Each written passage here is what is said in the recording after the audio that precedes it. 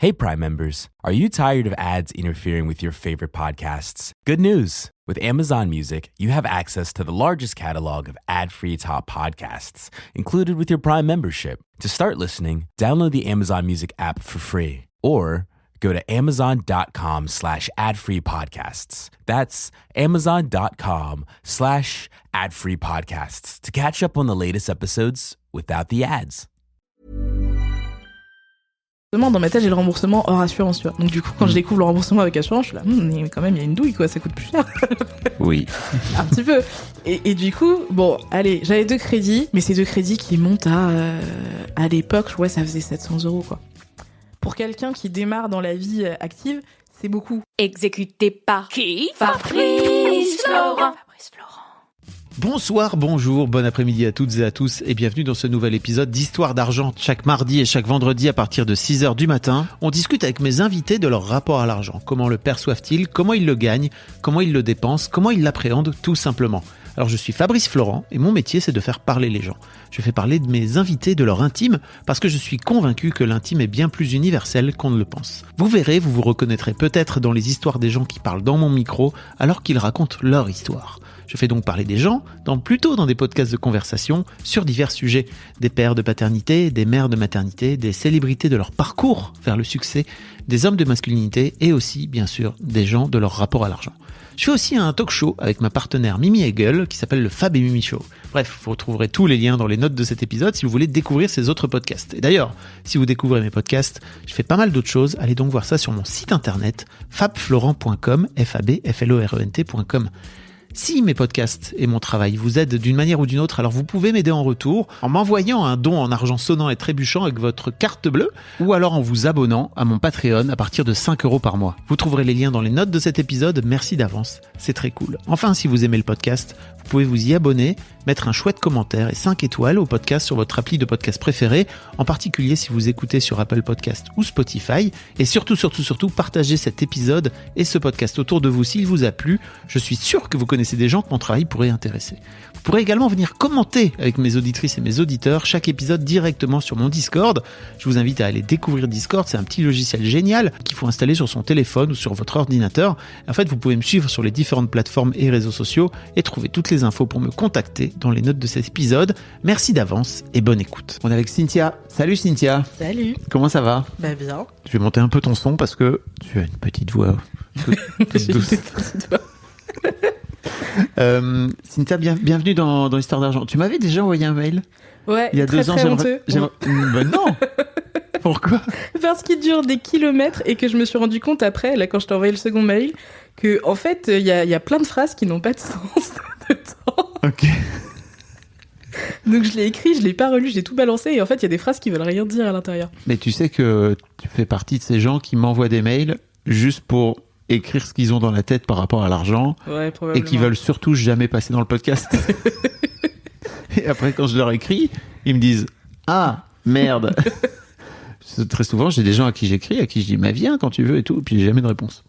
Ah, là, quand j'ai reçu le mail de réponse, j'ai paniqué. Parce que déjà, dans ma tête, je t'ai envoyé le mail en me disant, bon, il va pas répondre. Donc tu m'as réécrit un mail il y a quelques temps, là, c'est ça? Il y a quelques semaines. Où on va dire qu'entre-temps, depuis ces 2 ans-là, t'as avancé non seulement sur ta relation à l'argent, mais sur plein d'autres choses, on va en parler. Ouais.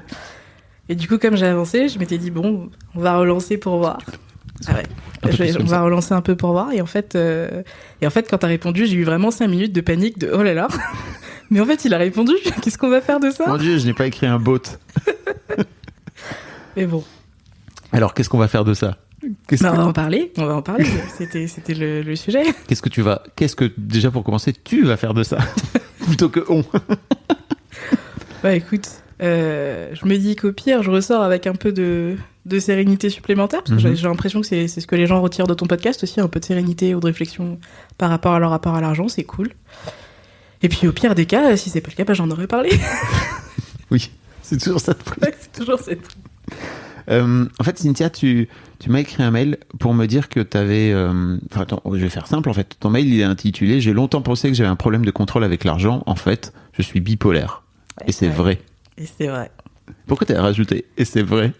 Parce que du coup, j'ai un peu eu le sentiment d'être une imposture pendant des années. C'est-à-dire que j'avais un rapport à l'argent qui était compliqué.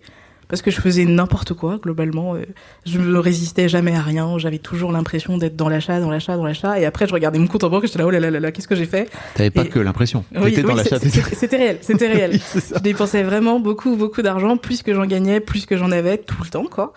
Et en fait, il faut le dire, j'ai été scolarisée avec d'autres gens qui gagnaient plus ou moins la même chose que moi. Et du coup, j'étais un peu cette fille dans le groupe d'amis qui avait jamais d'argent, mais on savait pas pourquoi, parce qu'en fait, je gagnais autant qu'eux, voire des fois, je gagnais plus qu'eux. Et eux, ils avaient toujours de l'argent pour faire des trucs, et moi, j'étais toujours un peu en train de dire, ouais, mais non, mais je sais pas, j'aimerais bien dépenser moins. Et je pense qu'ils se rendaient pas compte d'à quel point c'était vrai. Je dépensais vraiment beaucoup d'argent. Dans leur tête, c'était, ouais, elle a envie d'économiser un peu d'argent de temps en temps. Et en fait, en réalité, c'était plus, non, en fait, j'ai un très très gros découvert. Et il faut que je trouve une solution. Et du coup, je suis obligée de faire attention. Mais je sais pas faire attention. Donc, à chaque fois que j'ai essayé, ça s'est mal passé. Et du coup, dans ma tête, c'était un peu une compétence de savoir faire des économies. C'était un truc de, je comprends pas, tout le monde a l'air d'avoir la skill. Et puis moi, je l'ai pas. Moi, je sais pas faire ça. Je sais pas économiser de l'argent. Je sais pas ne pas être dans le rouge. Et du coup, je pensais pendant très très longtemps que c'était une histoire de volonté, en fait. Et le jour où j'ai compris le pourquoi, je me suis dit, en fait, c'est pas qu'une question de volonté, j'ai vraiment plus de difficultés que les gens à faire des économies. Du coup, en fait, les conseils de base qu'on me donnait du type, fais un virement au début du mois, n'y pense plus, fais la règle, je sais des pas enveloppes, quoi. Ouais, les enveloppes, par exemple. J'ai essayé. Ça ne marche pas. Ça ne marche pas. Les enveloppes étaient secouées en 3 jours, arrêtez. Non, il y a tout. Il y a les enveloppes, il y a le fait d'avoir surtout des espèces, il y a le fait de pas avoir sa carte bancaire sur son téléphone. J'ai essayé d'avoir un second compte et tu utilises que l'argent que tu poses sur le second compte. J'ai essayé plein de trucs. Ça a jamais donné de vrais résultats et ça se finissait toujours en Madame la banque, bonjour. Est-ce que je pourrais avoir un crédit s'il vous plaît pour combler le découvert et avoir un peu plus d'argent pour...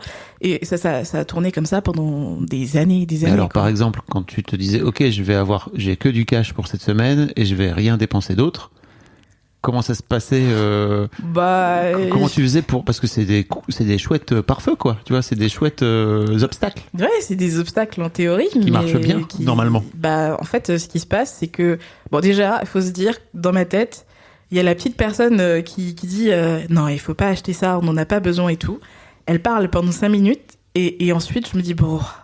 Ok, je vais reposer ça et je fais le rayon d'après et en fait il y a un autre truc et là c'est plus fort et la fois d'après c'est encore plus fort. Ça me le fait pour plein de trucs.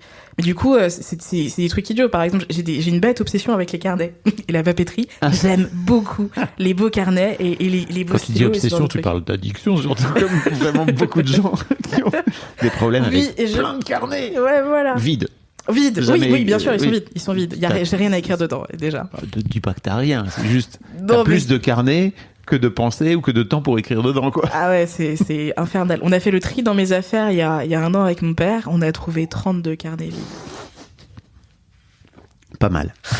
Et je les lui ai donnés, du coup. Enfin, je les ai donnés au fur et à mesure. J'en ai gardé que quelques-uns que j'aime vraiment bien. Et en vrai, le problème, c'est que quand un carnet, je l'aime vraiment bien, je le trouve trop beau, j'ai pas envie d'écrire dedans. Ah. Je trouve que c'est un peu gâché. Dès que c'est écrit, c'est gâché, tu vois. Ah ouais? Ouais. Il y a un truc de... dingue, alors que pour moi, au contraire, c'est une façon de le posséder, quoi. Tu vois, de te dire, ok, il est à moi, maintenant, je vais écrire mes trucs dedans, je vais un peu abîmer les pages, naninana, je vois. Non, moi, j'ai fait la technique inverse. C'est ma sœur qui m'avait donné le conseil. C'est quand j'ai un carnet trop beau que j'arrive pas à écrire dedans, j'arrache une page au début.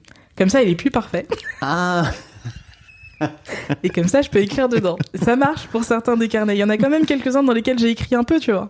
Mais par exemple, dans l'année dernière, j'ai acheté un carnet trop cool de la marque que je préfère avec une image thermo, je sais plus comment, là, que quand tu poses ta main, ça chauffe et ça affiche une image dessus. Il est trop beau. Dont l'idée était d'écrire tous les souvenirs que j'avais eus pendant cette année parce que j'ai remarqué qu'il y a plein de souvenirs de trucs importants que je perds au fur et à mesure. Il est écrit jusqu'à la page comme tout le monde, 9. Hein, tu sais. Oui. Mais il a 256 pages et il y a que la page 9, quoi.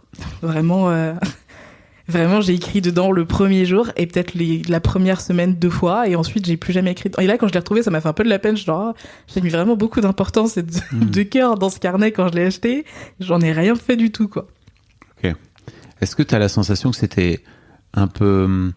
En fait, comment dire, le fait d'acheter cette papeterie aussi, c'était une façon déjà de dépenser de l'argent. On va en parler parce que oui. Tu me racontes dans ton mail en fait que effectivement cette bipolarité, t'es venu mettre on va dire tes obsessions un peu, quand t'es dans des phases de haut, sur l'argent, beaucoup, plutôt que sur d'autres addictions qui pourraient être plus graves pour ta santé, quoi. J'ai aucune des autres. J'ai jamais été attirée ni par la cigarette, ni par la drogue, ni par l'alcool, ni pour... Voilà. Bon, moi, c'est vraiment juste l'argent. Peut-être la nourriture aussi, mais juste l'argent, vraiment. Ok. Mais ouais, c'est vraiment... c'est comme un besoin vraiment, genre, je peux pas sortir du magasin sans l'objet sur lequel je fais une obsession. Ou alors, si je sors du magasin sans, en sortie, je vais acheter plus de trucs. Dans d'autres choses, des petites choses. Si je me dis, je vais dire non à un gros truc, et puis je vais acheter 3 petits trucs pour me consoler d'avoir dit non à un gros truc, quoi. Est-ce que t'as compris pourquoi t'avais mis à ce point-là ton focus sur l'argent ? Avec le recul, avec... je pense que c'est un peu... Il y a une partie qui est de la façon dont j'ai été élevée, en fait, où c'est juste, et depuis petite, c'est inscrit, c'est acté, on fume pas, on boit pas, voilà. Donc ces trucs-là, c'est acquis. Et ça, c'est mal, c'est ça même? C'est mal, ouais. Déjà, c'est mal. Et en plus, ça sert à rien. c'est un peu ce truc-là. Et comme j'ai jamais essayé aucun des 3, tu vois, je suis pas quelqu'un qui... Ça m'a jamais trop attiré. Et par contre... parce qu'aujourd'hui, t'as quoi? T'as 28. Donc t'as jamais... Même, tu bois pas du tout? Jamais? Non. T'as jamais bu? J'ai bu une fois par accident. Non, par complaisance. Dans un magasin Oui, par complaisance, parce que je suis rentrée dans une boutique un peu terroir et tout, parce que je voulais du foie gras, parce que j'ai une obsession avec le foie gras aussi, c'est un autre problème. Mais je voulais un sandwich, et le mec me fait mon sandwich, et il me dit « Ah, vous allez boire la liqueur de la maison, et tout. » Ah, ça, j'assume pas de le dire, peut-être. Peut-être ça, si un jour mes parents ils tombent dessus, ils vont être un peu tristes. Mais mais parce que t'es une grande fille. Oui, bon, ça va. Je pense que c'est pas très grave. Si, en vrai, c'est pas très grave. Mais du coup, le vendeur était insistant parce qu'il avait envie de me faire plaisir, et du coup, il voulait m'offrir sa liqueur du pays. Et puis j'ai dit non 1 fois, 2 fois, et la 3e fois, j'étais genre bon, ça lui fait plaisir, c'est pas grave. Et j'ai bu genre ça, quoi, vraiment une toute petite quantité, quoi. Mais alors, est-ce qu'il y a une partie de toi qui te disait il vaut mieux pas que je commence à fumer ou que je commence à picoler parce que je connais peut-être mon terrain addictif et que peut-être je vais commencer... Non, pas du tout. Non, c'est juste... C'était pas bien. C'est pas dans ma culture. Disons que j'ai grandi dans un endroit où personne buvait, du coup, en fait, c'est acquis pour moi qu'on boit pas, quoi. Ok. Ça faisait pas partie du truc, quoi. Ouais, voilà, ça faisait pas partie du paysage, et même dans mes années étudiantes, après, quand les gens étaient là, ouais, toutes les occasions, tu bois un peu, tu vois, ça m'a jamais trop tenté. Je fais la fête avec eux, mais je bois pas. Ok. Bon, et puis très bien. Hein. Et puis la cigarette, quand j'étais petite, je pensais déjà que c'était un puits à argent, je comprenais pas le concept. Je me disais, attends, mais les gens, ils payent pour être pas bien, et après ils payent encore. Et en fait, j'avais des gens dans ma famille qui fumaient mais genre un paquet par jour, quoi. Et je faisais le calcul déjà petit de me dire mais c'est énormément d'argent en fait, un paquet par jour. Tu pourrais faire, moi peut-être que dans ma tête je me disais je pourrais faire plein de bonbons avec ça.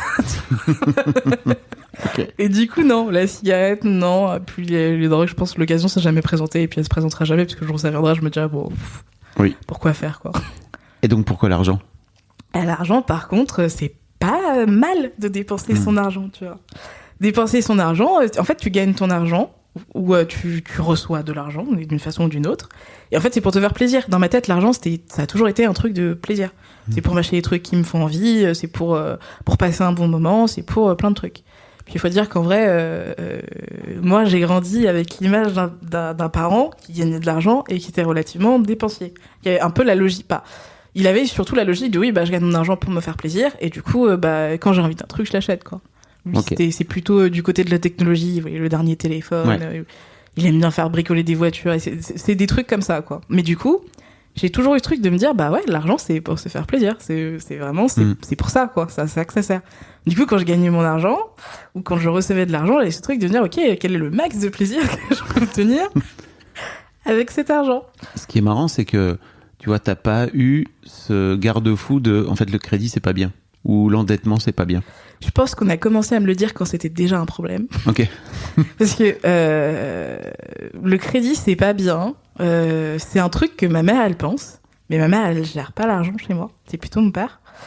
Et que mon père ne pense pas. Okay. Et du coup, ma mère, elle me l'a toujours dit, mais ça n'a jamais trop été un truc que j'ai écouté. Et parce que je te donne un exemple, un truc. J'ai acheté un casque à un moment donné, il y a longtemps, je l'ai acheté en utilisant les trucs où tu payes en plusieurs fois là dans les magasins, genre la Fnac ou Darty. Et ils donnent une carte avec, pour te dire, c'est un crédit revolving. Je savais pas ce que c'était à l'époque, mais du coup, ils te proposent la carte, quoi. Et j'ai reçu la carte à la maison. Et j'étais déjà dans un truc de bah non, j'ai payé mon casque, je vais pas en plus leur donner des intérêts tout le temps pour utiliser de l'argent dessus, quoi. Et mon père m'a dit, au moment où j'ai dit que j'allais pas m'en servir, tu veux pas me la donner comme ça? Moi, je peux acheter des trucs avec, quoi. Et du coup, ton père s'est pas dit, tiens, ça pourrait être cool de lui expliquer ce que c'est et à quoi ça sert, quoi. Pas Il a juste dit, tiens, tu veux un peu d'héroïne? N'hésite pas, ma fille, c'est cool. Ah, c'était il y a longtemps. Et du coup, en fait, avec ma mère, on avait vu ça et je lui avais dit, tiens, prends la carte et cache-la ou détruis-la, comme ça on n'en parle plus, quoi. Ah oui, donc tu t'étais quand même dit que c'était pas cool, quoi. Ouais, j'avais le réflexe de me dire, non, en fait, c'est insidieux parce que du coup, les crédits comme ça, les crédits où est-ce que t'as juste acheté un truc et tu vois les taux d'intérêt sur le... On te dit, tu sais, ouais, c'est pas bien. C'est des organismes de crédit généralement pour lesquels, bon, on te dit, tu sais qu'ils sont pas trop regardants. Souvent, ça veut dire que les taux d'intérêt sont un peu élevés.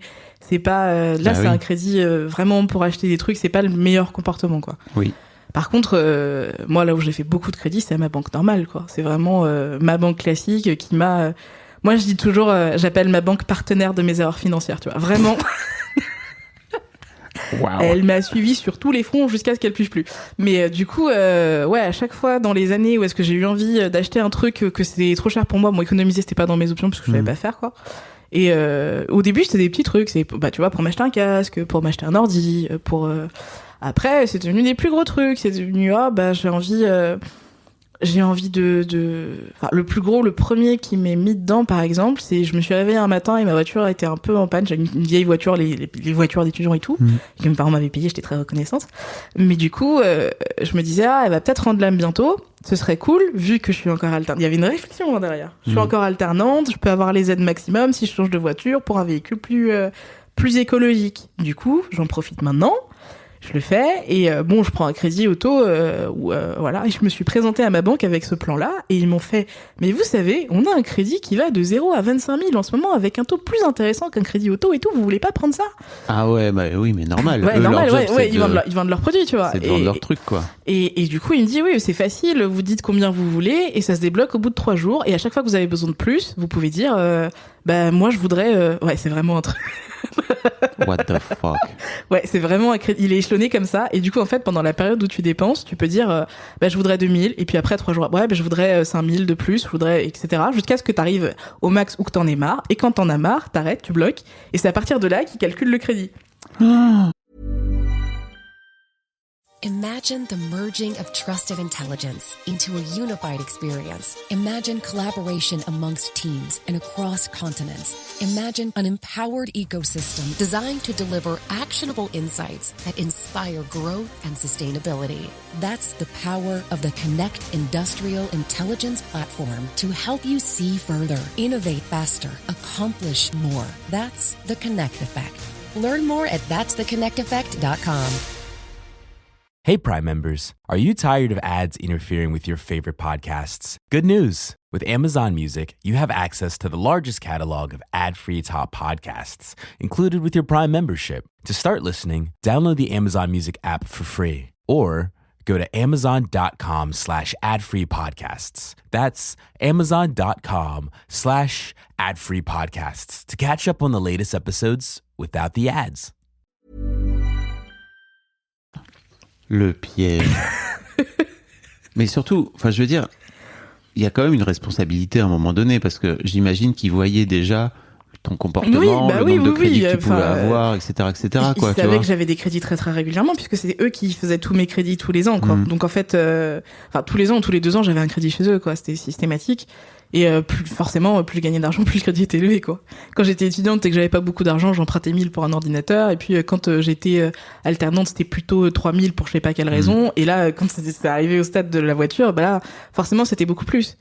Mais le projet a complètement changé. Mais pour te dire, j'ai fait ce crédit pour acheter une voiture. Ok. Et j'ai bloqué le crédit 3 mois après le début. Entre le début et la fin du crédit, j'avais dépensé 14 000 euros. En 3 mois. En quoi? Et je saurais pas te dire. Ah ouais? La magie, je peux te dire les plus gros. Je sais que j'avais déjà un découvert, donc ça comblait une partie. Mais genre pas un découvert de ouf, parce que t'as pas le droit non plus d'avoir des découverts de ouf, quoi. Je pense que j'ai dû m'en servir d'une partie pour aller en vacances. J'ai dû me servir d'une partie, j'étais en vacances 2 fois, du coup, un peu plus, quoi. Et j'ai acheté plein de T'es trucs. allé 2 fois en vacances en 3 mois?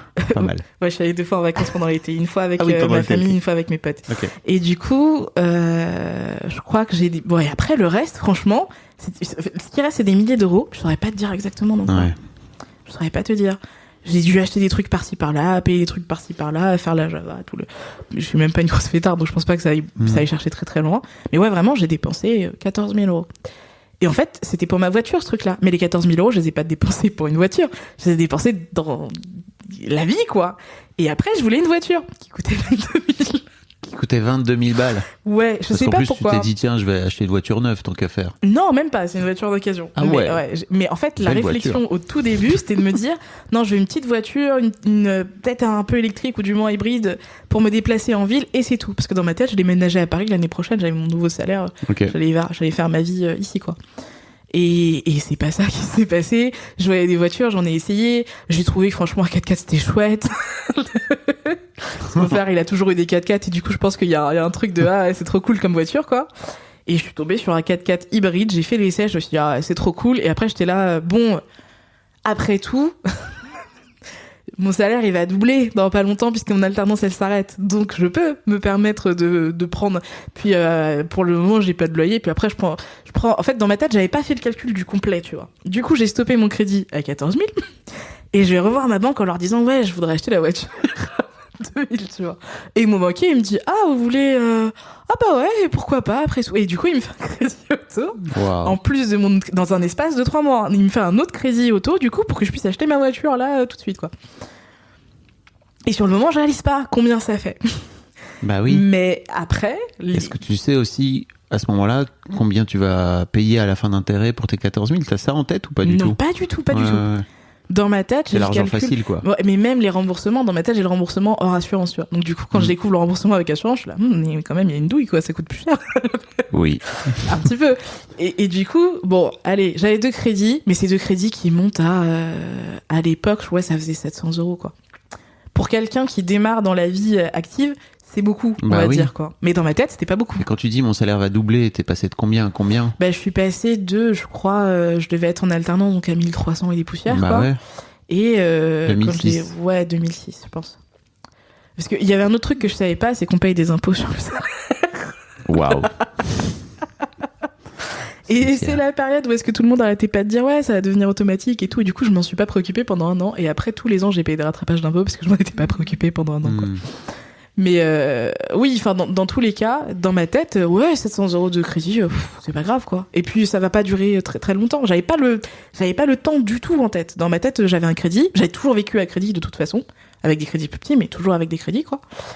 Et j'avais ma voiture, j'étais contente. Ouais. Les 14 000, par contre, après, j'ai regretté parce que je savais pas où est-ce que j'avais mis l'argent. Et du coup, quand j'ai vu la première mention, parce que c'est le moment où ils font le calcul, du coup, quand j'arrête le crédit, je savais pas combien ça ferait par mois. Et quand j'ai vu, j'étais genre, c'est quelque chose comme genre 325 euros, un truc comme ça. J'étais genre, mais je rembourse pourquoi? Et j'en avais aucune idée, quoi. Wow. Vraiment, aucune. Et encore aujourd'hui, je sais pas. J'ai regardé un peu mes relevés depuis l'époque pour voir un peu de ce qui se passait. Il y avait beaucoup de PayPal, donc je peux pas te les tracer, je peux pas te dire exactement où est-ce que ça partait. Et PayPal, c'est mon ennemi dans la vie, mais c'est un amour-haine, tu vois. Je continue à utiliser PayPal et tout. Mais je paye plein de trucs par PayPal sans m'en rendre compte. Peut-être qu'il y a une partie, genre peut-être j'ai filé 500 balles à Uber Eats en 1 mois et je suis pas au courant, tu vois. Ou alors j'ai payé plein de trucs en 4 fois et je me rappelle pas et en fait ça faisait des sommes faramineuses et tout, enfin. Ok. Mais ouais, pas mal. Et là c'est que le début parce que je crois qu'on arrive au Covid, donc il y a eu une période de calme parce que le Covid, les magasins fermés, tout ça. Et l'année d'après. Il y a une période de calme. En fait, c'est plus simple pour toi. T'achètes pas en ligne de cette là parce que tu dis que t'achètes sur PayPal énormément. Ouais, Enfin, non, tu payes sur PayPal. j'achète pas mal de trucs en ligne. Il y a plein de gens qui ont, au contraire, qui sont tombés un peu dans le panneau de la vente en ligne à ce moment-là, quoi. Tu vois, et de la livraison, de plein de trucs. Moi, pas trop. Ok. Pas trop. Je pense que j'avais d'autres préoccupations. Parce que déjà, j'ai pas fait le début du Covid en France. J'étais en stage, j'étais en Allemagne. Donc, du coup, entre les aides de stage et mon salaire d'alternante, ça allait. Et après, quand j'ai commencé à bosser, le Covid, ça a un peu Je pense que j'ai tendance, tu sais, à faire des petits achats qui sont liés en fait à ma façon de bouger, quoi. Je viens travailler à Paris, donc je passe à la Défense au retour, je me pose, je fais un peu tous les magasins, s'il y a des trucs qui m'intéressent, je les achète. Et du coup, j'ai pas ce rythme-là quand on est complètement à la maison. Je comprends. Et du coup, je dépense quand j'ai besoin d'un truc ou quand j'ai envie d'un truc, ça arrive, mais c'est moins fort, quoi. C'est vraiment beaucoup moins fort. Et puis même, je suis bipolaire, j'ai des phases, et donc c'est pas tout le temps, en réalité, que j'ai des gros pics comme ça où est-ce que je dépense beaucoup. Mais on est bien d'accord qu'à l'époque, tu savais pas. À l'époque, je savais pas du tout. Non, je savais pas du tout. Je savais même pas que ça existait, pour te dire. Ouais. Et du coup, je vivais les vagues sans me rendre compte. Je réfléchissais pas au fait que, ouais, par exemple, il y a systématiquement tous les ans une période où je suis déprimée à mourir, quoi. Vraiment, où pendant des années, ça a été super compliqué, ça, parce que du coup, je me sentais au fond du trou. Et je cherchais toutes les raisons possibles qui pouvaient expliquer, et des fois il y avait juste pas de raison en fait. La façon dont je le décrivais quand je l'ai décrit la première fois avec un psy, c'est un peu comme si tu te levais le matin, imagine que t'es une fée. Comme dans les dessins animés, tu te lèves le matin et t'as ta dose de poussière magique, t'as ta bouteille, elle est là à côté de ton lit, tu vois. Donc tu t'arroses et tu sors. Moi, le matin, je me lève, il y a systématiquement une bouteille un peu plus grosse que tout le monde, pendant très très longtemps du coup. J'ai beaucoup de joie, beaucoup de bonheur, beaucoup d'émotions, tout est fort, tout le temps. Donc j'ai des grosses bouteilles. Et il y a des matins où je me lève avec des bouteilles de taille normale. Je me dis, la vie c'est pas trop excitant, mais ça va. Et il y a des bouteilles où je me lève, il y a des matins où je me lève, et les bouteilles sont vides. Et là, c'est vraiment, genre, c'est fin du monde, quoi. C'est vraiment un truc où il y a des anniversaires que j'ai fêtés en me disant, et pourquoi je vis vraiment, genre, c'est super, super fort. Et tu sais pas expliquer pourquoi. Tu sais pas comment le gérer, du coup, parce qu'il y a pas de vraie raison. Juste, faut le vivre. Et pendant longtemps, du coup, je me disais, mais c'est... Enfin, quand je suis arrivée au terme, c'est des cycles, mais du coup, la première fois que ça t'arrive, c'est pas très, très fort. Tu vis des... Moi, je suis plus en crise quand je suis très, très, trop heureuse que quand je suis très triste, plutôt. C'est plutôt ça, moi. Et c'est pas le cas de tous les bipolaires, mais c'est plutôt ça pour moi. Et tu dépenses plus d'argent quand t'es en face haute ? Ouais, je dépense beaucoup d'argent quand je suis en face haute. Et moins quand t'es en face... Et quand je suis en phase basse, j'ai envie de rien, en fait. Donc, en fait, naturellement, je dépense moins d'argent. Ouais. Mais ça pourrait être justement, tu vois, c'est intéressant parce que ça pourrait être aussi une façon de compenser. La tristesse, tu vois, ce sentiment de oh putain, mes bouteilles elles sont vides, je vais aller acheter des trucs pour les remplir, quoi. Ça pourrait être ça, quoi. Je pense que j'ai capté vite que je pouvais pas les remplir, en fait. Il y a vraiment un truc c'est viscéral, tu peux pas, c'est très très compliqué. Et en fait, du coup, la première fois que ça m'est arrivé, j'ai pas trop capté. La deuxième année que ça se produit, bon, ça va. La troisième, ça commence à faire mal. La quatrième, ça commence vraiment à être, et c'est de plus en plus fort, et le rebond est toujours un coup plus élevé. Mais comme je vis un peu sur des périodes, c'est la diète du bonheur, quoi. Il y a rien qui se passe, il y a rien qui va. Je peux me lever le matin en n'ayant aucune envie, me coucher le soir sans aucune envie, manger ne me nourrit pas, jouer rien ne me plaît, rien ne me va, quoi. Et du coup, quand je me réveille, quand je me rallume, il y a vraiment un truc de c'est trop cool, la vie elle est magnifique de nouveau, et il y a plein de trucs à faire, et je vois mes potes, et j'ai envie de faire plus de choses, et je me lance dans plein de choses, j'ai soudain la motivation pour tout. Et du coup, pendant très très longtemps, ces périodes de bonheur, ça a été le matelas de sécurité qui faisait que bon, je restais une année supplémentaire, quoi. Je me disais ouais, ok, au moins ça va aller, quoi, genre ça va.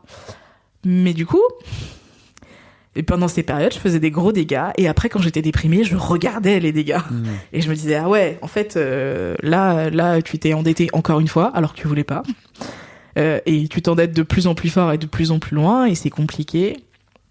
Alors là, tu vois, je te parlais de la voiture. Je crois que c'est 8 mois ou 9 mois après. Je crois que c'est vraiment pas longtemps après.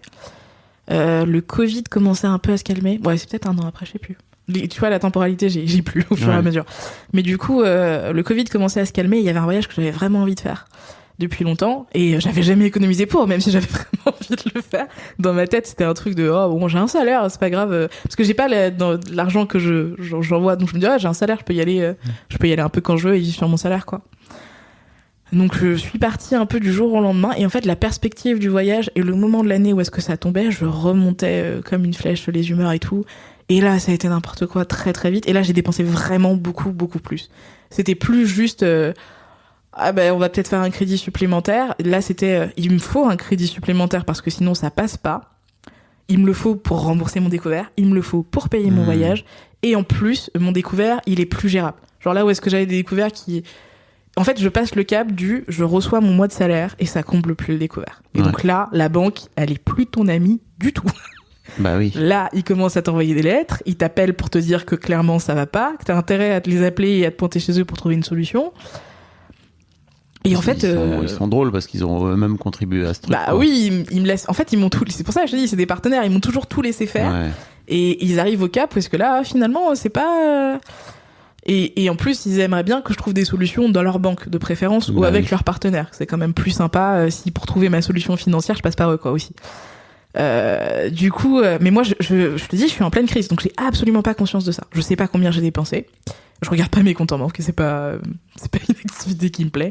Je me prépare pour mon voyage, donc j'achète plein de trucs dont j'ai pas spécialement besoin. Il me faut une nouvelle valise, il me faut un nouveau téléphone aussi pour prendre de belles photos pendant le voyage. Ah ouais.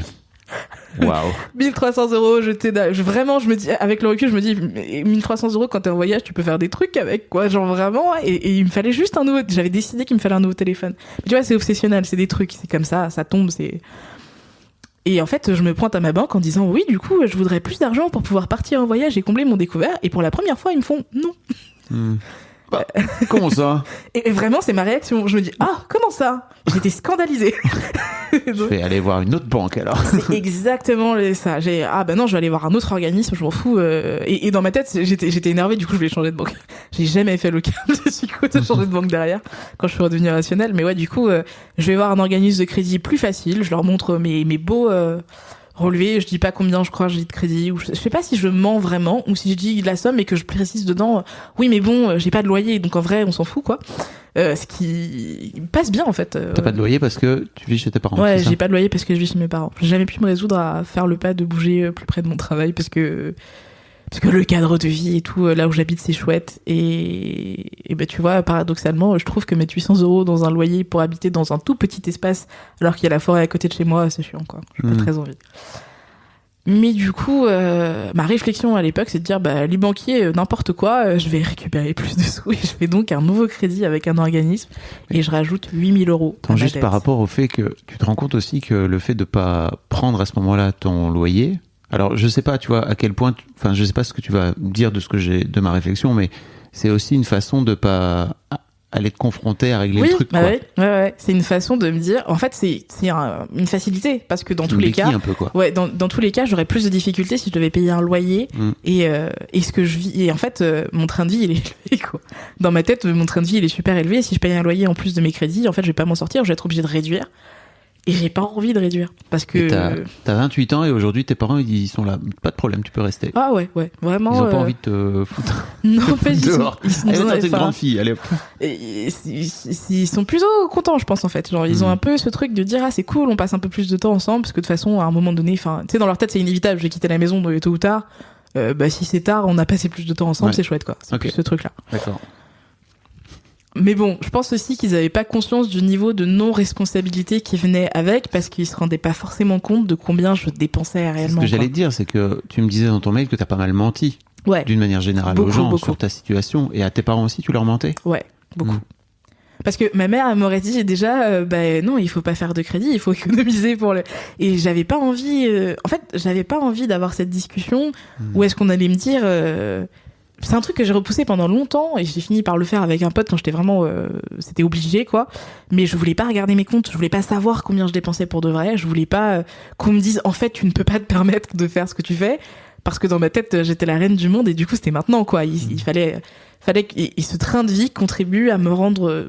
C'est un peu une association étrange, mais du coup, c'est comme je décompense avec l'argent.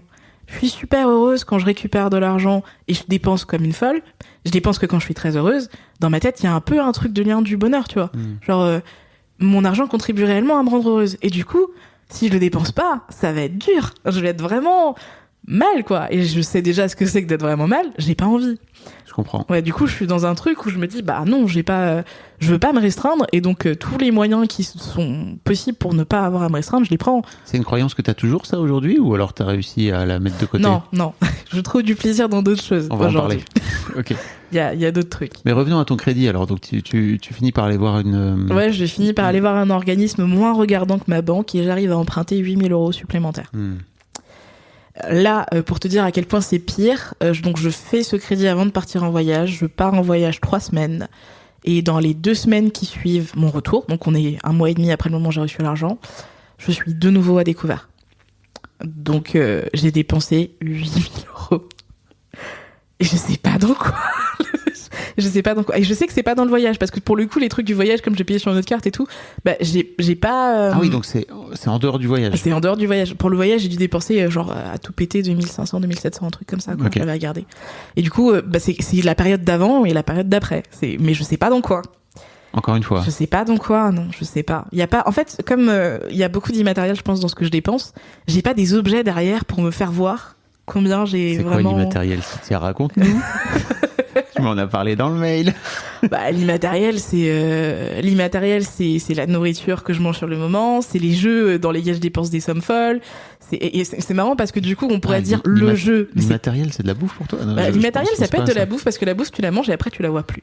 Ok. C'est ce truc-là. Je comprends. Tu vois, j'ai mangé, mais je me rappellerai pas de tous les trucs que j'ai payés.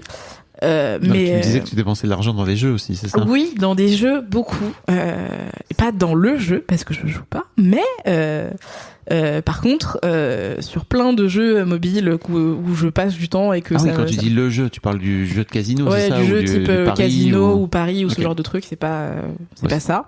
C'est vraiment les jeux mobiles, les jeux vidéo, les trucs comme ça. Qui te rapportent pour le coup pas d'argent du tout, t'es sûre et certaine Absolument que t'as jamais pas. rien gagné. Et c'est vraiment la pulsion, c'est la pulsion du moment. C'est par exemple, ça m'est arrivé un jeu tout bête de Disney là, vraiment, c'est juste un jeu pour jouer et tout le concept est dans il y a rien de plus que le jeu, t'as même pas des skins, t'as même pas il y a rien de spécial quoi. Tu peux gagner de l'argent dans le jeu juste en jouant, mais il faut jouer longtemps.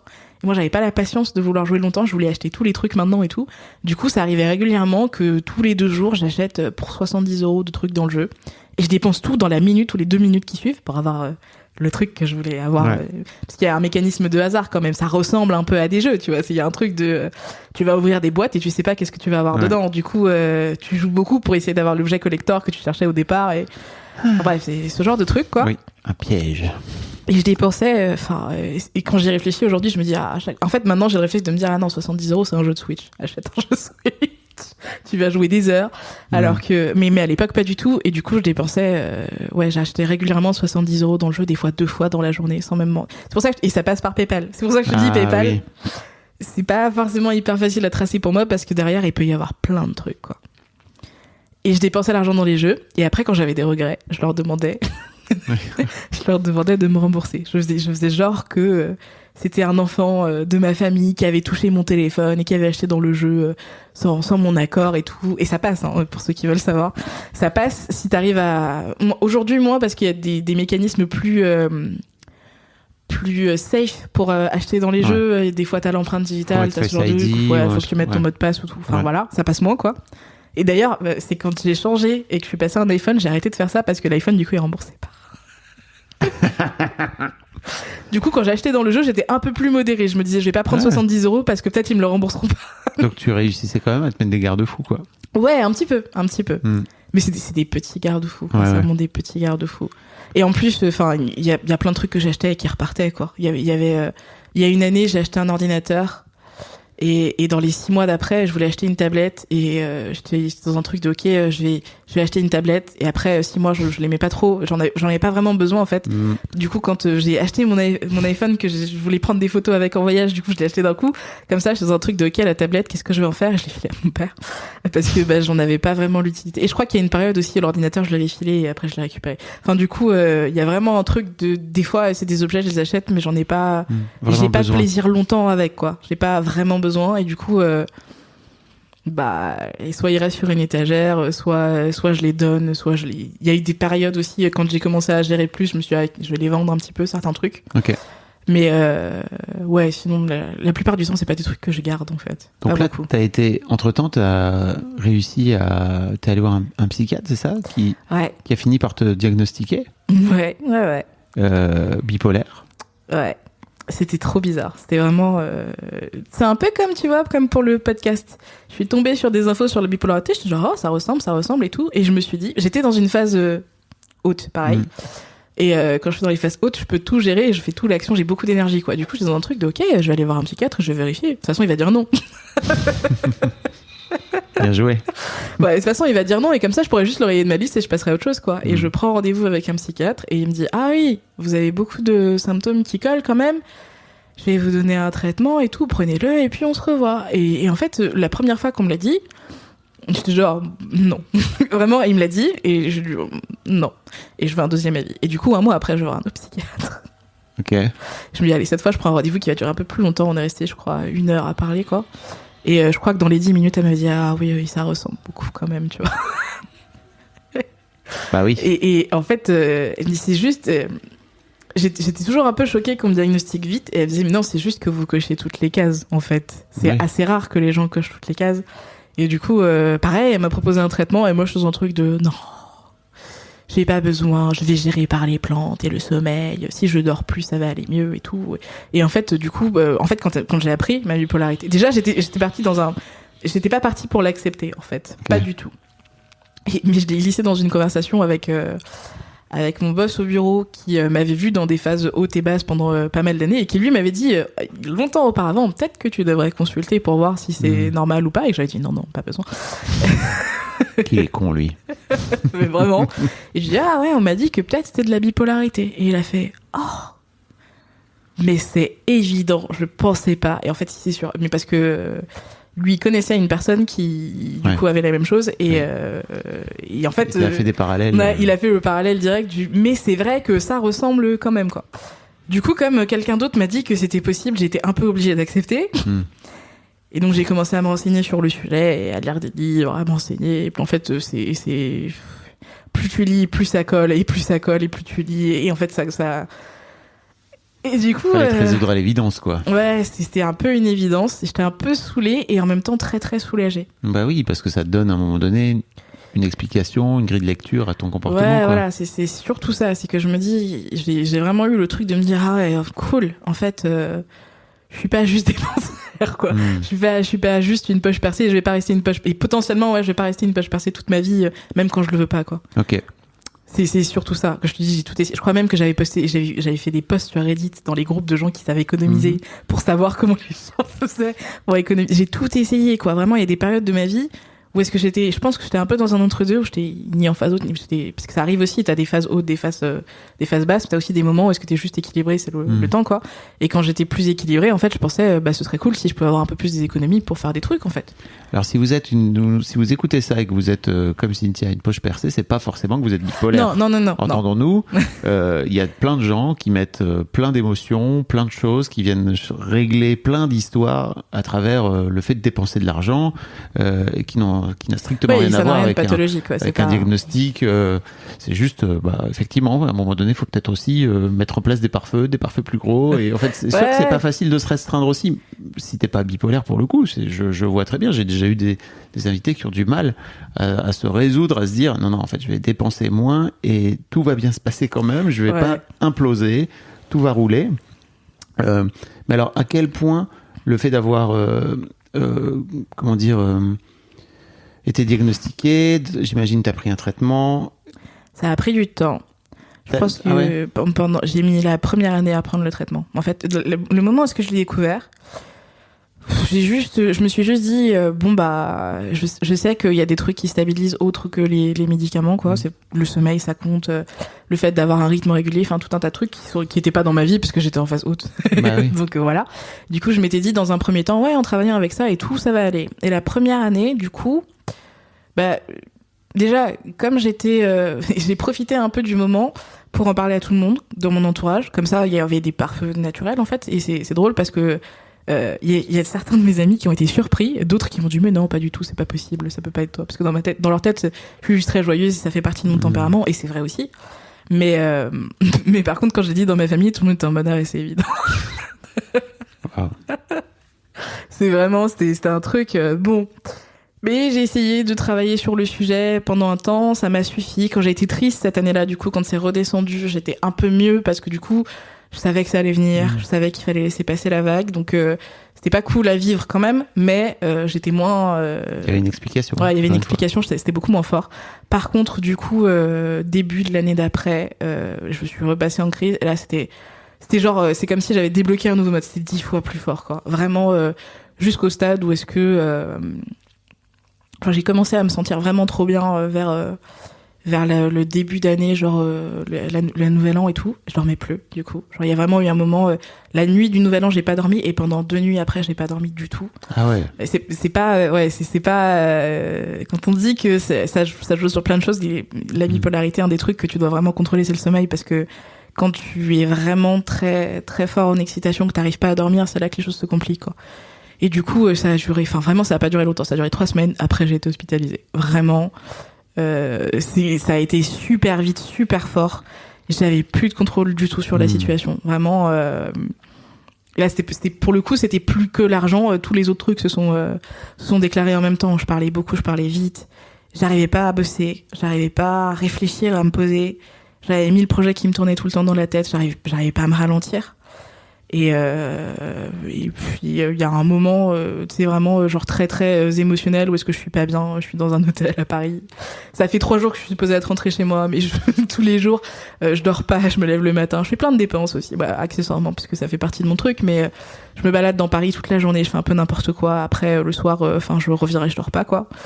Et je sais, à ce jour, je sais toujours pas ce qui s'est passé. Je sais pas si c'est l'hôtel qui a appelé. Je pense que c'est l'hôtel qui a dû appeler. Mais du coup, j'étais dans un truc vraiment très très mauvais trip, et c'est les pompiers et la police qui sont venus me déloger de l'hôtel et qui m'ont ramené du coup à l'hôpital. Et je pense que j'étais rentrée dans la nuit très très émotionnelle, et j'ai pleuré. Déloger de l'hôtel. Oui, vraiment, ils sont venus me. Je voulais pas partir et je voulais pas les suivre. Donc c'est le bon mot. Instacart is on a mission to have you not leave the couch this basketball season. Because between the pre-game rituals and the post-game interviews, it can be difficult to find time for everything else. So let Instacart take care of your game day snacks or weekly restocks and get delivery in as fast as 30 minutes. Because we hear it's bad luck to be hungry on game day. So download the Instacart app today and enjoy $0 delivery fees on your first 3 orders. Service fees apply for 3 orders and 14 days, excludes restaurants. Hey, Prime members, are you tired of ads interfering with your favorite podcasts? Good news. With Amazon Music, you have access to the largest catalog of ad-free top podcasts included with your Prime membership. To start listening, download the Amazon Music app for free or go to amazon.com/ad-free podcasts. That's amazon.com/ad-free podcasts to catch up on the latest episodes without the ads. Tu vois, aujourd'hui, c'est un souvenir drôle. J'imagine. C'est un souvenir drôle, ça va, tu vois. Ouais. Mais sur le moment, j'étais pas trop contente. Ouais, vraiment pas trop, quoi. Et en fait, ils m'ont ramené en observation. Ils ont observé. Je pense que j'avais dû dire à quelqu'un à l'hôtel que j'étais bipolaire, et que du coup, ils avaient dû se dire, ouh, c'est bizarre son comportement, peut-être que. Et à l'hôpital, ils ont repéré rapidement que là, ça n'allait pas. Et après, j'ai été hospitalisée un temps pour essayer de trouver le bon traitement, parce que moi j'étais dans un truc où pendant 1 an je m'étais pas traitée, et dans ma tête ça allait. En fait, ça allait pas du tout. Ça allait absolument pas. Et ça m'a mis du temps du coup de réaliser, mais le crash a été vraiment utile. Quand j'en suis sortie, je me suis dit ok, ça on va plus faire, et du coup si on va avoir un traitement, et on va accepter d'avoir un traitement, et c'est nécessaire, et ça fait partie du truc. Et en fait, je ne voulais pas avoir de traitement à la base, et là ça fait 1 an que je suis stabilisée, et en vrai c'est trop cool. C'est trop bien, parce que c'est la première année depuis longtemps où est-ce que j'ai pas été super déprimée. Et en fait, je suis pas triste. Je pense que c'est le truc qui me faisait peur avec le fait d'avoir un traitement, c'est que je me disais, moi, je suis trop bien, et on veut que je sois moins heureuse. Oui, c'est ça. C'est pas juste, tu vois. Il y a vraiment un truc de je comprends pas, j'ai plus de bonheur que tout le monde. Dans ma tête, c'est une plus de crédit que tout le monde. Oui, aussi, oui, bien sûr. Mais j'y pense pas, moi, à mes crédits quand je suis trop bien. Bien sûr. J'y pense pas du tout, je pense pas à l'argent, je pense... Mais à quel point l'argent venait accentuer tes phases down, tu vois ? En fait, ou en tout cas de te rendre compte, tu vois, de tout ce qui s'était passé pendant tes phases hautes. Je pense que c'est le côté... En fait, il faut que tu gères plein de problèmes. Quand je suis en phase haute, je me fiche de tout. Je vis ma vie, je dépense beaucoup, mais je fais pas attention, en fait. Je te dis, je regarde pas mes comptes, je fais des crédits, je réfléchis pas à combien je vais rembourser, ni comment, ni pourquoi. Donc en fait, je suis dans des phases de ma vie où j'ai pas de problème. Tout va très bien. Tout le monde voit autour de moi qu'il y a des trucs qui sont pas normaux, quoi. Mais dans ma tête, tout va très bien, tout est parfait, je vis ma meilleure vie. Et après, je redescends, et en fait, les conséquences sont là. C'est le moment où parce que pendant le moment où est-ce que je dépensais beaucoup, ma banque, elle était pas trop éveillée, tu vois. Parce que ça va vite. Bah oui. Elle regarde pas trop. Mais quand on arrive au bout de 2 mois et que là, j'ai 4 000 € de découvert, ils sont dans un truc de, en fait, il faut qu'on aille la rattraper très très vite parce que sinon, déjà, eux, techniquement, ils sont pas supposés me laisser aller trop loin non plus. C'est aussi leur obligation. Même si, bon, ils participent un peu, de temps en temps. Mais, et du coup, moi aussi, il y avait un choc, tu sais, de passer de ta banquière trop douce qui accepte de te faire tous les crédits que tu veux et qui dit trop cool, c'est bien, vos voyages et tout machin, au service des recouvrements et alors là, c'est pas du tout la même personne. C'est pas le même ton, hein. Le ton n'est pas le même, quoi. Le ton n'est pas du tout le même. Ils viennent chercher l'argent. Et eux, en plus, pour le coup, eux, ils veulent que je fasse cet effort de regarder mes comptes, de savoir combien je dépense, de savoir combien je leur dois et tout. Et j'arrivais pas, tu vois. En fait, le problème, c'est que quand je descends de ma phase et que je commence à regarder mes comptes, c'est trop. La taille du problème, elle est déjà trop grosse pour moi. Je suis déjà dans un truc où je me dis, en fait... Et du coup, pendant très très longtemps, je pensais pas que j'avais de l'argent, je pensais que j'avais des problèmes d'argent, tu vois. L'argent, c'était vraiment un sujet de... je sais que ça va déborder et je sais qu'après, je vais avoir les conséquences et ça va pas être cool. Et tu demandais pas de l'aide à tes parents ? Non. Du tout ? Ça a dû arriver, c'est rarement arrivé, je pense. Peut-être dans les premiers crédits, ça a dû arriver 1 ou 2 fois. Mais après, j'étais dans un engrenage où est-ce que j'avais pas de crédit officiellement, tu vois. Donc, je peux pas demander de l'aide à mes parents pour des crédits qui n'existent pas. Oui, ça je comprends, mais tu vois, tu me disais, ok, en fait, mon père a de l'argent, mon père a l'air d'avoir gagné de l'argent ou en a, tu vois, donc il aurait pu te filer un coup de main à ce moment-là, t'aurais pu aller demander. Je pense que dans ma tête, c'était pas possible parce que mon père, il est aussi dépensier que moi. Du coup, je me disais non, mais son argent, il est dépensé, quoi. Je sais pas si, en fait... Je sais pas si c'est vrai. Enfin, je pense qu'en réalité, et ça c'est un paradoxe intéressant, pendant un temps j'ai pensé qu'il était peut-être comme moi, tu vois, que peut-être lui aussi il avait un problème. Et en fait non, pas du tout. Mon père, lui, quand il veut, il est capable de se restreindre. Juste il veut pas la plupart du temps, tu vois. C'est pas... Oui, quand il a pas le choix, il le fait, et si jamais il y a... s'il y a besoin, il va le faire, quoi. Mais du coup... Non, ça m'est pas trop venu à l'idée parce que je voulais pas... Déjà j'étais dans un truc, je me disais, mais attends... T'habites chez tes parents, tu gagnes ta vie, t'es pas supposé avoir t'es pas supposé avoir besoin d'argent, quoi, t'es pas supposé avoir besoin d'aide. Et puis c'est compliqué, je crois, d'en parler, tu vois. Pendant très très longtemps ça a été compliqué. Ça va mieux maintenant, justement. Ouais, maintenant c'est très décomplexé, hein.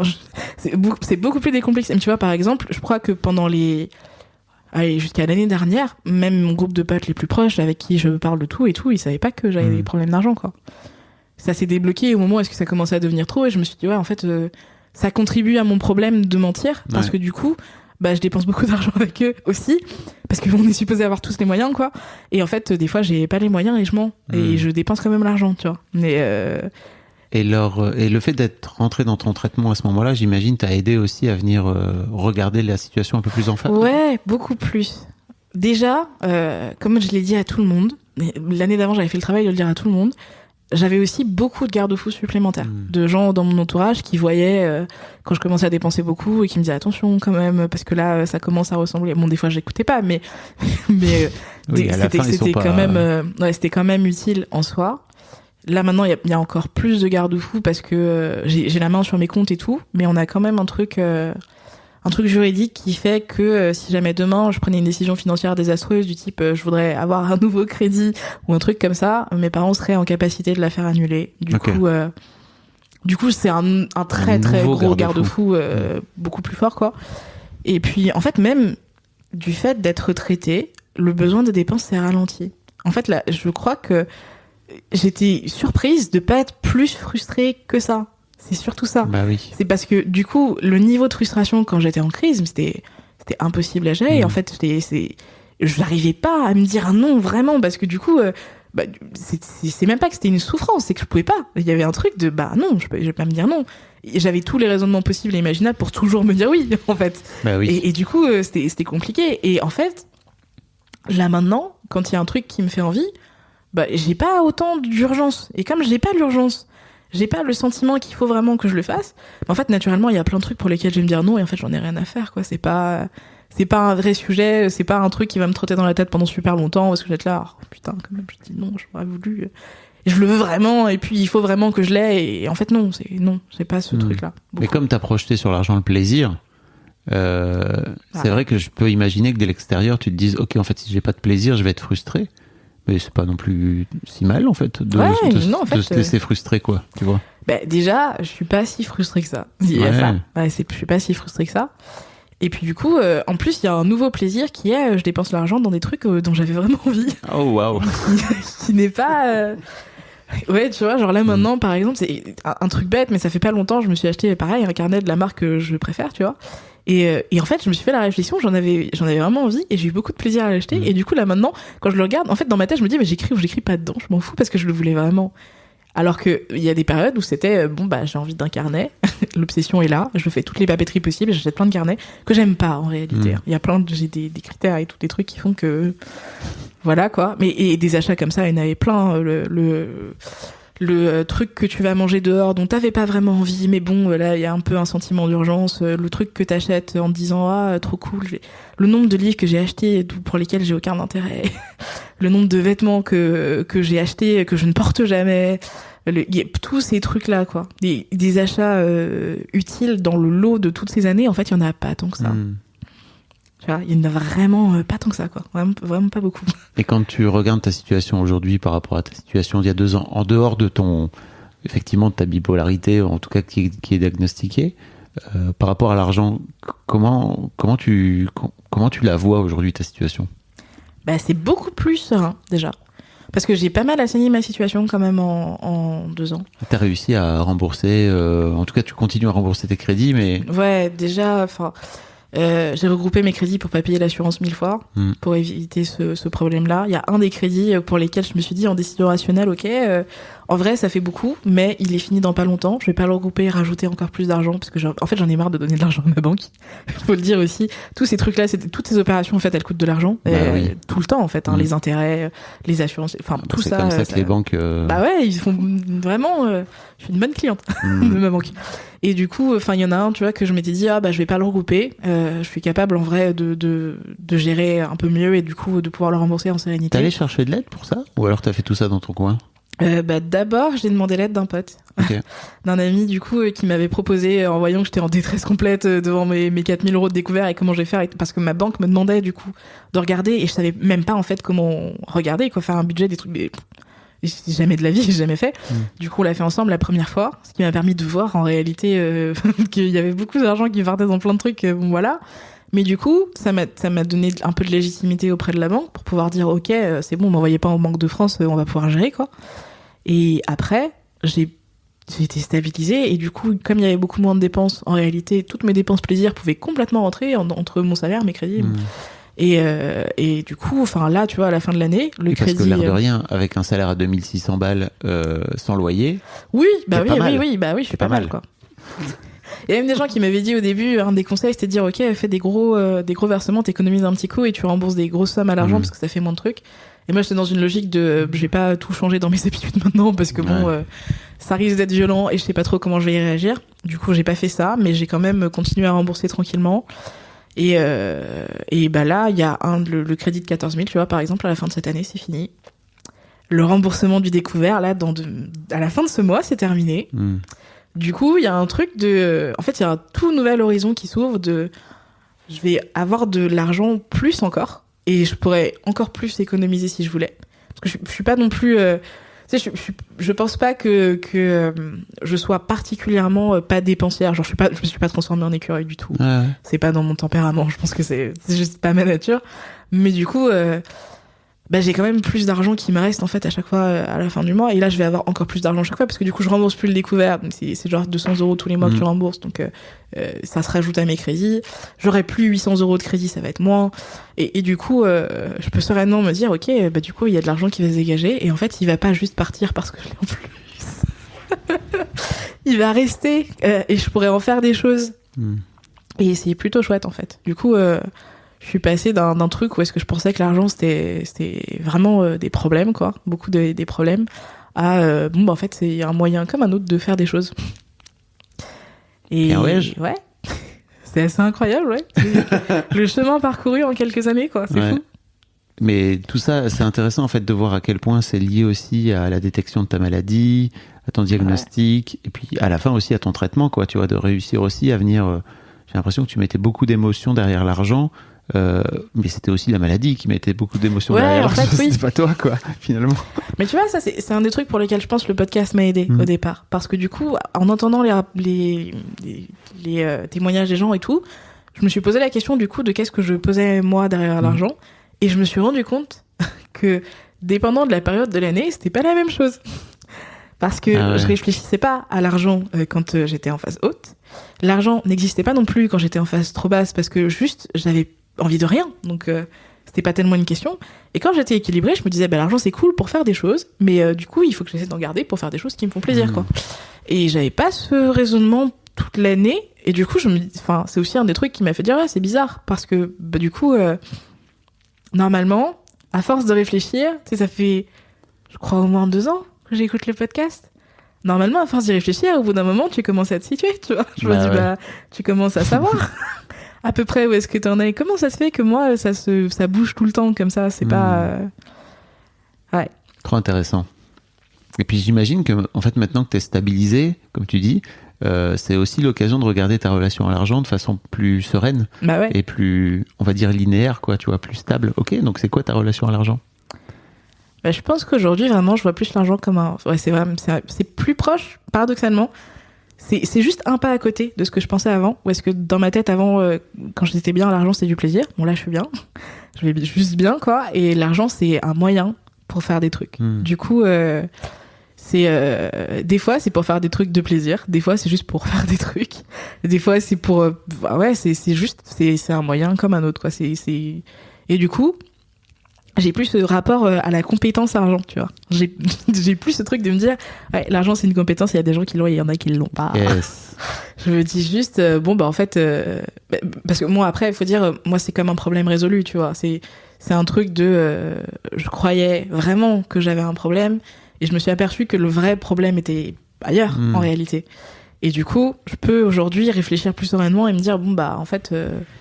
Quand j'ai envie de dépenser mon argent, je le dépense, et quand j'ai pas envie de le dépenser, je le dépense pas. Et je suis très à l'aise avec le fait que en fait, des fois, j'en ai envie, c'est cool, et je vais dépenser, et ça va me faire plaisir, et c'est très bien. Ouais. Et à d'autres moments, j'en ai pas envie, et en fait, c'est ok de pas dépenser parce que ça va pas me rendre malheureuse. Oui. Bravo, Cynthia. Ouais. Ah ouais. Ça a été du boulot. Oui. J'imagine. C'est beaucoup de boulot. Mais oui, puis j'imagine aussi cette année où tu es diagnostiqué, où tu te dis non, mais en fait, je vais m'en sortir sans traitement, etc. Et en fait, de te voir, je sais pas si tu te voyais en fait en train d'aller dans le mur ou pas à ce moment-là. Je pense que je réalisais après coup que j'approchais du mur, mais dans ma tête, j'allais pas dans le mur. Ouais. Parce que de toute façon, j'habite chez mes parents et j'ai plein d'argent. Ouais. Tu vois, c'est un peu ce truc-là. Je pense, et en fait, quand mes potes me disaient à l'époque, mais si t'avais un loyer, en fait, tu ferais peut-être différemment. Oui. Je voulais pas l'entendre parce que dans ma tête, c'était pareil. C'était, j'aurais un loyer, je dépenserais autant d'argent, j'aurais juste des dettes de loyer, je vois pas de quoi tu parles, quoi. Et oui, en fait. Ça aurait été sans doute le cas en plus. Oui, en plus, ça aurait sans doute le cas. Ouais, ça aurait sans doute été le cas. Et du coup, là maintenant, c'est vraiment un truc où je me dis, et en fait, tu peux gagner ton argent pour faire d'autres trucs. C'est plus chouette, tu vois. Trop bien. Ouais. Est-ce qu'il y a un sujet sur lequel je t'ai pas amené, dont tu aurais aimé me parler? Je sais pas. À part ton obsession des carnets. On l'a déjà fait. T'achètes moins de carnets maintenant? J'achète moins de carnets. Et après, il y en a que je remplis toujours pas. Mais c'est ok. Oui, très bien. C'est cool. Qu'est-ce que je pourrais dire? Je sais pas. J'ai envie juste d'encourager les gens à se poser la question de ce qu'ils mettent aussi derrière l'argent, tu vois. Et à ceux qui font semblant d'être riches, d'arrêter. Tiens donc. Vraiment. D'où ça sort, ça? Ça fait partie de... En fait, à la base, si j'ai commencé à être plus honnête par rapport à ça, je pense qu'il y avait une part de honte, quelque part, au début, à ne pas avoir d'argent. Parce que je trouvais que mon comportement était un peu honteux, tu vois. Que c'était pas normal d'être dépensier à ce point-là et que du coup, c'était pas trop un sujet. Et aussi, en fait, les gens réagissent pas si mal que ça quand tu leur dis que t'as pas d'argent. Dans ma tête, c'était vraiment super difficile de dire à quelqu'un, qui que ce soit, que ça a été un proche ou quoi, non, mais en fait, j'ai pas l'argent pour ça, ou je peux pas faire ça. Et maintenant, c'est beaucoup plus... En fait, c'est plus facile. Du coup, ça m'a facilité beaucoup de choses, parce que je vais pas dire oui à des trucs pour lesquels j'ai pas les moyens de payer, parce qu'aujourd'hui, je suis plus honnête par rapport à ça. J'essaye moins de me donner bonne figure et de... Voilà. Et puis... Vas-y, pardon. Et donc j'allais dire, et puis aussi, genre, si vous vous reconnaissez dans mon témoignage, n'ayez pas peur de vous poser la question et de faire comme moi, de jeter une bouteille à la mer et d'aller voir un psychiatre, on sait jamais. Ouais. Peut-être que c'est parce que bon, il y a plein de gens qui vont avoir le comportement que j'ai avec l'argent, ça peut se manifester dans toutes les autres addictions possibles, quoi. Bien sûr. Et je pense en fait que moi, si j'étais pas tombée sur un témoignage d'un mec qui parle explicitement d'argent, je me serais jamais posé la question. Du coup, c'est pour ça que je me disais que c'est utile, tu vois, d'avoir le témoignage de quelqu'un qui vit ça. Ok. Et de se dire, ok, l'addiction, ou du moins le comportement addictif par rapport à l'argent, ça peut être vraiment des comportements addictifs, et ça peut aussi être autre chose Bah oui. qui te ramène dans cette direction sans que tu t'en rendes compte. Bravo Cynthia pour le beau boulot. Et puis merci d'être venue parler dans le micro, c'était très utile, je crois. De rien, c'était très sympa. D'avoir bravé ta peur et le oh putain merde, maintenant que j'ai envoyé, il faut qu'il y aille. C'est dit, j'ai tout dit. Merci, c'était cool. Un grand merci à vous d'avoir écouté jusqu'au bout. Pensez à rejoindre le serveur Discord pour venir commenter avec le reste de ma commu. Je vous trouverai tous les liens dans les notes de cet épisode. Et si mon travail vous plaît, je vous rappelle que vous pouvez m'offrir en échange un peu de sérénité en vous abonnant à mon Patreon ou en m'envoyant de l'argent en vous munissant de votre CB. Vous trouverez tous les liens dans les notes de cet épisode également. Bonne fin de journée et j'espère à très bientôt pour un nouvel épisode de podcast.